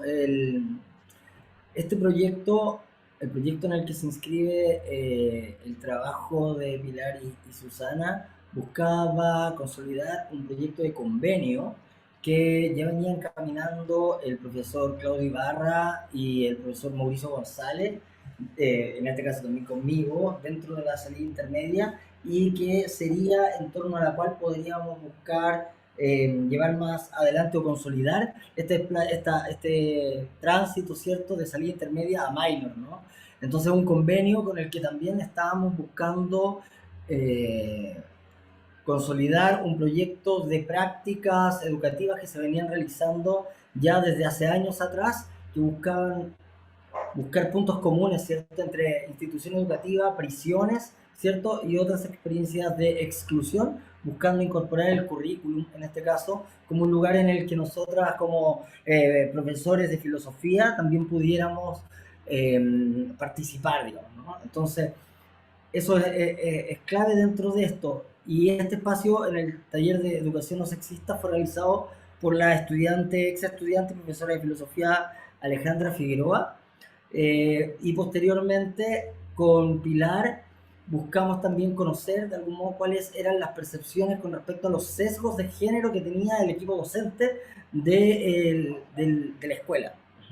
Entonces, al conocer de algún modo esa dificultad que existía con actualizar el currículum en lo que respecta a perspectiva de género de manera transversal, ¿cierto?, nos fuimos dando cuenta de también algunas características del docente en la institución penitenciaria, ¿cierto? Es un docente que viene también de una carrera, una trayectoria pedagógica más o menos de alto calibre, ¿cierto? Por lo tanto, hasta en algunos casos, docentes de mayor edad, ¿cierto? Que les cuesta lidiar con estas transformaciones que se están viviendo de manera tan transversal a nivel social, ¿cierto? Por lo tanto, fue sumamente interesante el hecho de que podíamos, a partir de esto, buscar un espacio de reflexión colectiva con los profesores y con las profesoras para poder repensar juntos el currículum. Actualmente ese proyecto buscó consolidarse, seguimos en eso, tanto el profesor Claudio Ibarra como Mauricio González, con los tres estamos en permanentes reuniones con la gente de la misión y de la escuela en específico, pero durante la pandemia sin duda todo esto se ha hecho mucho más difícil, ¿cierto? Pero en este caso la idea es poder incorporar esta experiencia de prácticas como para poder repensar los desafíos de la práctica pedagógica y en este caso no solamente pensar los problemas o los dilemas pedagógicos dentro de un campo como del déficit, sino también de poder conocer cuáles son esas otras posibilidades que se dan al interior de escuelas o proyectos educativos con alto grado de complejidad, ¿cierto? Entonces, eso, Pili y Susana. Bueno, y como para terminar lo del taller, hicimos este fanzine con los materiales que habíamos recopilado, hicimos una jornada de encuadernación en el PEDA y donde fueron todos invitados, y la idea era compartir la experiencia de la cárcel y a la vez crear, imprimir y coser el fanzine, el cuadernillo de cada uno. Y funcionó súper bien. Bueno, esta es una imagen de la segunda sesión, ¿no? De la sesión donde hablamos sobre el placer. La tercera, sí. Tercera, sí. Hicimos Sí. unas cartografías del placer que consistía en que pusimos unos papelógrafos muy grandes y la idea era que dibujaran su cuerpo y reconocieran zonas de placer y de displacer. Entonces ahí aparecieron uno de los dibujos y algunos de los lugares donde se reconocieron placer y displacer. Claro. Como decía, la idea también era descentralizar la idea del placer solamente sexual. Sí. Y que pudieran reconocer otros momentos de placer, ya que sabemos de que las condiciones son escasas también para que ellas puedan acceder a tener un encuentro sexual con un otro. Entonces la idea era fomentar como la búsqueda de otros espacios del cuerpo que te causaran placer, otros momentos, como escuchar música. Bueno, también salió aquí el tema de la droga. Y este también es de la última sesión en relación al espacio. Y aquí también rescatamos lo que decía Pato, de que es importante o no podíamos como no tenerlo en cuenta, el territorio donde las chiquillas estaban, en las condiciones que estaban, y también como el reconocimiento del espacio. Sí, además que igual el lugar de la escuela era un lugar súper como especial para ellas porque era el único momento en que se unían todos los patios, porque ellas están separadas, o sea, como se ve en la imagen, están separadas en distintos cuadros, digamos, y la escuela reúne todos esos cuadros, entonces en la escuela pasan todas las cosas. Hay intercambio de cosas, hablan con otras internas, entonces es un lugar que tiene mucho. Y en esta sesión aparecía eso, ¿no? Como, bueno, yo vengo de mi patio a la escuela y acá hago tal cosa y estuvo bueno eso, como de reconocerse en el espacio y ver lo que iban sintiendo a medida que iban avanzando por la cárcel. Claro, también habían distintos patios, estaba como el patio donde estaban como las más desordenadas, estaban el patio católico, que era ahí como una especie de contrato, pacto con la capellana de ahí, y hacer este contrato, pacto de beneficios. Uno podía postular ese patio y se supone que es mucho mejor. Y también estaba el patio de rehabilitación, que era chiquitito, distinto. Bueno, y todas coincidían en la escuela. Bueno, el fanzine, mencionar de que lo hicimos de una forma de collage, ya que a nosotros también se nos presentó todo, fue como multisensible, por así decirlo, para nosotras, y para ellas yo creo que también nuestra intervención en el espacio y con ellas, así que tratamos de traducir esa experiencia en el soporte también de forma de collage, también para nosotros poder como entender un poco lo que sucedió y qué eran las cosas que se repetían, las que no, y también para como transmitir a quienes pudieran tener acceso al fanzine de cómo es la cárcel también. Y acá juntamos como toda la experiencia como de rutina que nos hicieron llegar las chiquillas de su día a día en la cárcel. Nosotros no pedimos que pusieran hora ni nada, sino que solamente les pedimos que hicieran como, igual que nosotros, como un diario de campo y de su vida. Y bueno, se repitió en las chiquillas que se levantan a las 7, 7:30, todo se repetía en el discurso también. También eso nos llamó mucho la atención de cómo estaba ya armada como la pauta de los días y cómo esta se replicaba de una en una. Bueno, y este relato tiene relación con la primera imagen, que es la de las manitos de aquí, que eran dos novias y nos contaron su historia. Y está cruzada la escritura, también eso como que nos llamaba la atención, que era todo como de un salto a otro, y también quisimos como transmitir eso en el fanzine, como un collage. Y esta fue la jornada de encuadernación y de presentación de los materiales, que también tuvimos la intención de hacerlo en la cárcel, estaban todos los materiales y todo, pero no se pudo por diversos motivos como coordinaciones con la escuela y permiso también de gendarmería. Pili, ¿algo que agregar? Sí, quizás en relación a que no pudimos hacer la jornada de encuadernación en la cárcel,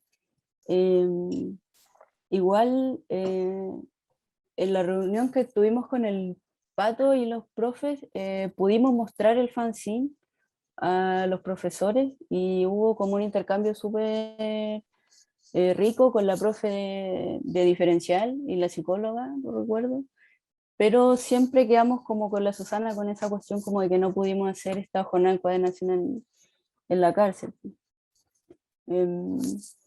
Eso, no sé si agregaría algo más. Sí, eso.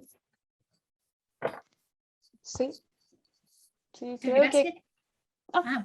Disculpa. No, solo quería cerrar con esto, no más que como decir de que la experiencia de entrada a la cárcel y de compartir con la chiquilla y de generar este espacio de intercambio de conocimientos también, para mí fue realmente como un cambio en mi perspectiva de hacer como pedagogía en relación a también como la forma que normativamente se hacen clases o se imparten conocimientos, y abriéndonos también como la posibilidad de pensar otra forma de dialogar en un espacio mucho más complejo donde uno supondría, o como hacían los profesores de allá, de imponer una serie de reglas, y también no de reglas de que da lo mismo en verdad si se cumplen o no, sino de exclusiones, como ya ella está hablando, en verdad no importa, dejemos que hable,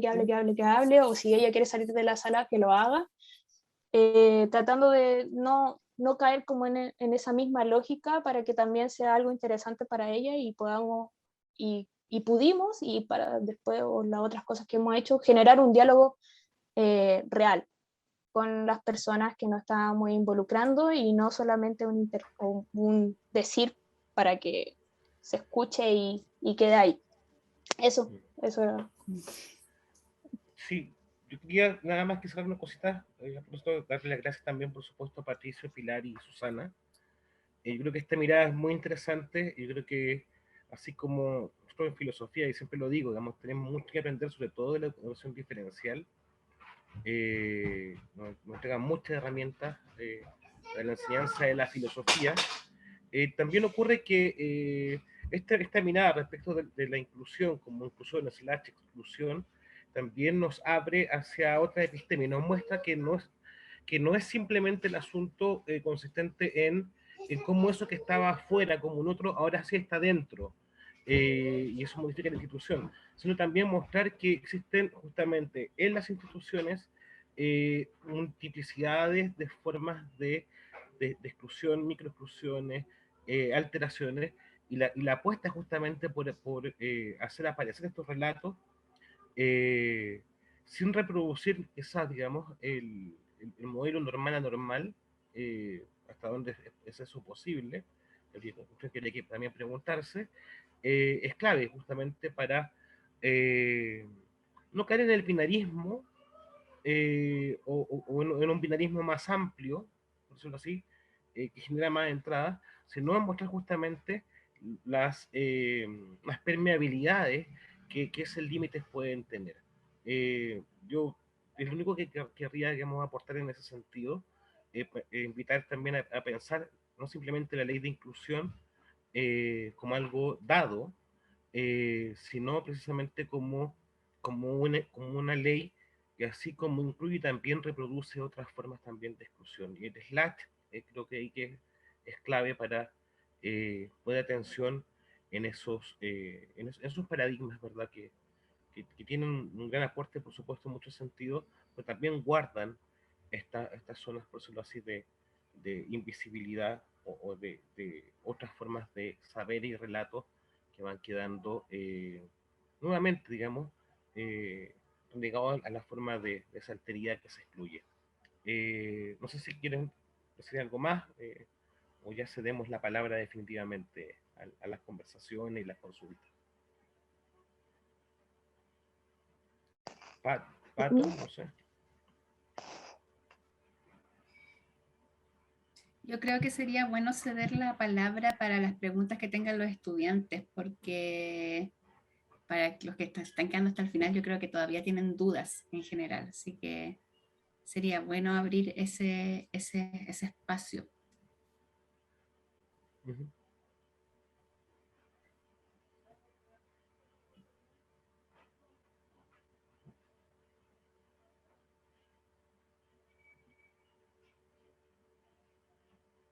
No sé si dejas de compartir, porfa, Susana, para que aparezcan los rostros, con los nombres al menos, no sé.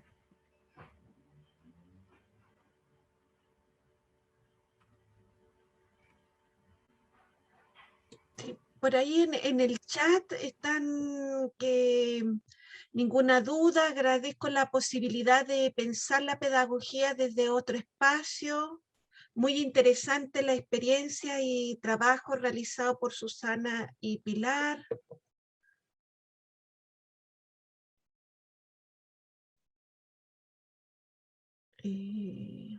Concebir la enseñanza desde los diversos contextos y no solamente de la educación formal. No sé si hay alguna pregunta, algún comentario de la experiencia.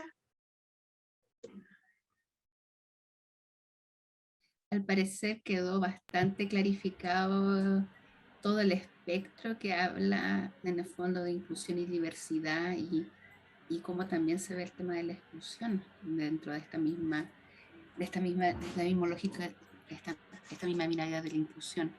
Yo la verdad es que solamente tengo que agradecerles a todas las que expusieron, a Cristina que dio un marco referencial que es necesario tenerlo claro cuáles son las políticas asociadas al tema de inclusión y diversidad y ver cómo van en la lógica de los estándares de desempeño. que todo docente sí debemos conocer. Todo lo que mostraron, diferencial, problemas de la visión, son las cosas prácticas que nosotros nos vamos a encontrar en el aula, pero también la mirada del trabajo del minor en el territorio es muy bueno que lo conozcan. O sea, la diversidad y la inclusión es una temática que nunca el profesor debe dejar fuera de su forma de mirar la esencia pedagógica. Entonces, la invitación es para todos los que se conectaron hoy día, es tenerlo siempre como dicen las chicas de diferencial, es imposible volver a pisar las mismas huellas que uno dejó en el camino anterior, después de conocer qué es realmente la diversidad y la inclusión. Entonces, esa es la gran invitación que nosotros podemos hacer desde la Coordinación General de Práctica. Patricio, tú que en el minor nos puedes dar más miradas. Sí, no, me ha tocado conocer hartas experiencias de profes en contextos situados bien complejos, ¿sí? Y hay una palabra que creo que es crucial y ya es parte de algún modo de la gramática o del glosario del profe, ¿cierto? Del profe que está ahí al final, al límite, ¿cierto? De la experiencia pedagógica, quizás los límites incluso de la vocación, donde te empezáis a preguntar, ¿por qué estoy aquí? Digamos, ¿no? ¿Sí? Como, ¿en qué fiesta me he metido? ¿Cierto? Como, y que es un concepto que creo que es crucial y que deberíamos como pensar sobre ello, porque el concepto son los conceptos que producen los profes que están ahí en las dificultades mismas, ¿no? ¿Qué es el currículum muerto? Todos hemos escuchado la palabra del currículum muerto, ¿cierto? No, es que el currículum parece estar muerto, el currículum está muerto, ¿cierto? Y ahora lo pensaba a propósito del concepto que proponía si no me equivoco, la primera colega que expuso, ¿cierto? Sobre la metodología activa. Como, digo, a ver, ¿cuál es la relación entre una metodología activa, ¿cierto? Y un currículum muerto. Podríamos decir quizá, podemos pensar en metodologías vivas, ¿no? O currículums vivos, ¿cierto? Como entiendo de que la metodología activa tiene toda la potencia de pensar más allá de la pasividad con la que se observa a un otro estudiante, ¿cierto? Pero en este caso, atendiendo o escuchando al profesor mismo, acusar, digamos, esta idea que se está jugando ahí, ¿no? ¿Qué están queriendo decir cuando el currículum está muerto? ¿Y qué podemos imaginar o pensar cuando hablamos de un currículum vivo, ¿no? Entonces, ahora como sobre todo el COVID, ¿no? O sea, ¿cómo nos damos cuenta que una cosa está viva demostrando la capacidad de mutación que puede llegar a tener? Entonces, pensar, casi llegamos al punto de pensar en el currículum vivo, pero también con capacidad de mutación, de transformación, y darnos cuenta de que solo un currículum puede llegar a estar vivo en la capacidad que tiene de autorregenerarse, entendiendo una dificultad compleja en la que está inscrita, ¿no? O sea, hacer territorio, en la medida que los territorios también siempre están vivos, ¿no? Entiendo completamente a las compañeras que expusieron de diferencial, ¿cierto? De que hay que buscar superar el mapa estigmatizante de los territorios, ¿no? Entonces poder distinguir ahí por dónde las y los estudiantes y las escuelas, ¿cierto? Burlan el estigma, y poner atención en las trayectorias, ¿cierto? Pensando en el mapa, en la cartografía, ¿no? Pero en este caso también poner atención en las vivezas cotidianas, ¿cierto? Con las que se juega un currículum, ¿no? Donde adaptáis la cuestión, la metodología, inventáis estrategias como las compañeras, ¿cierto? Pilar y Susana, cuando tenéis la interrupción escolar como parte constitutiva de la experiencia de aula. O sea, no cuando la interrupción escolar es el problema, o como déficit, ¿no? Sino cuando la interrupción escolar es parte del proceso educativo. ¿Cómo la incorporamos? ¿Cómo somos profesores interrumpidos? ¿Cómo hacemos una pedagogía interrumpida, como dice Silvia Luchatsky, por ejemplo, ¿no? Pensar por eso, los problemas como potencia antes que como déficit, y los currículum vivos antes que como muertos, ¿no? Entonces, bueno, eso podría decir. Y muchas gracias por el espacio. Gracias a ustedes. Cristina ya nos tuvo que dejar, pero quiero leer este mensaje de Constanza. Genial me parece la experiencia mostrada el día de hoy, agradecer a todos, ahora y todas, con una X, todes, ahora nos queda pensar en las diversidades y en nuestra manera de relacionarnos con ellas, desde nuestra experiencia pedagógica a visibilizar estas instancias de educación formal y no formal.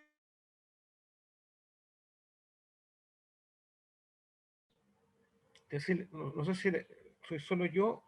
No, parece que se quedó justo en la parte importante. Te dejé de escuchar. Sin audio, Graciela. Entonces, pero acá yo creo que también es bueno lo que menciona Constanza, de visibilizar esta instancia de educación formal y no formal. Creo que también es un desafío para nosotros como universidad, y también agradezco, Constanza, que te haya gustado esta nueva apuesta del dilema pedagógico. O sea, eso era lo primero, que era arriesgarnos a ver si lo podíamos hacer de otra manera, y sí, creo que captó la esencia de lo que andábamos buscando, de generar estos espacios mucho más colegiados, pero con distintas miradas sobre la misma temática. Entonces, espero que les sirva mucho a ustedes. La verdad es que esa es lo que nos motiva a hacer este espacio de encuentro. Así que, yo no sé, parece que no hay más dudas. Les agradezco. Y nada más que decir, o sea, no sé si quieres cerrar algo más, Graciela, o alguno de los coordinadores quieres decir algo. Luciano, yo sé que siempre tú quieres hablar. No, dar las gracias nomás, y el desafío ahí también de escuchar las voces de los docentes y las docentes en formación. Yo creo que eso es una buena apuesta. Así que gracias a Luciano, a Claudia, a Cristina, a Patricia y a nuestros docentes que participaron con nuestra experiencia, y mucho ánimo para cerrar esta etapa final de la práctica, ¿ya? Así que a comer, a tomar once. Chao, chicas y chicos. Descansar, que estén bien. Chao, gracias. Cuídense. Muchas gracias. Chao, gracias. Chao, Aileen.